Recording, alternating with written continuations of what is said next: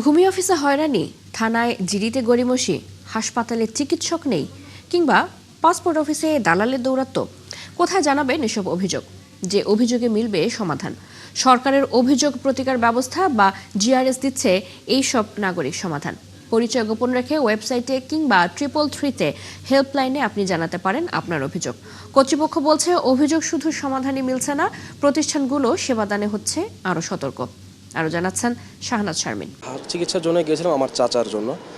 তিনি গুরুতরভাবে অসুস্থ ছিলেন। হাসপাতালে সেবা না পেয়ে যখন অসুস্থ চাচাকে নিয়ে হিমশিম খাচ্ছিলেন দিনাজপুরের তাসফিন, তখন তিনি দ্বারস্থ হয়েছিলেন 333 হেল্পলাইনের। সরকারি হাসপাতাল বা একটা ডাক্তারের কাছে অবশ্যই কোনো গুরুতর কারণেই গিয়েছি, বাট সম্ভব হয়নি সে সহায়তাটা পাওয়ার। পরবর্তীতে আমি 333 এর মাধ্যমে কল করি। ভোগান্তি ভুলে চলে আসুন রিগালে। ওয়ারেন্টি সহ স্টাইলিশ কালেকশন নিয়ে রেডি রিগাল ফার্নিচার। অন্যদিকে পাসপোর্ট অফিসে দালালের দৌরাত্মে নাজেহাল কুমিল্লার জেরিন। অভিযোগে মিলেছিল সমাধানও। দুইজন লোক এসে বলল যে আপনি কি খুব দ্রুত কাজটি করাতে চান, আমাকেও এসে বলল। তো আমি ওনাদের ডাকে সাড়া দিইনি, বুঝতে পেরেছি যে ওরা দালাল।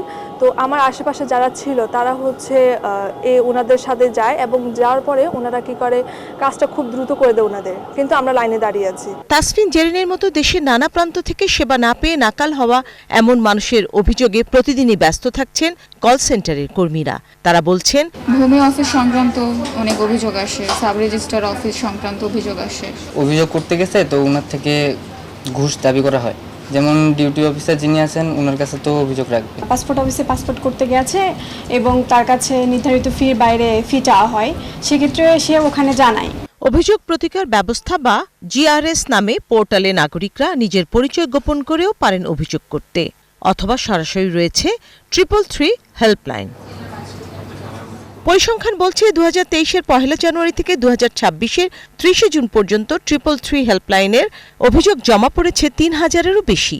কিভাবে কাজ করে 333 হেল্পলাইন? কমপ্লেন করার পর তখন আমরা তাদেরকে জিআরএস এর কমপ্লেন সাবমিটের যে প্রসেসটা সেটা পুরোটা তাদেরকে তখন বলছি।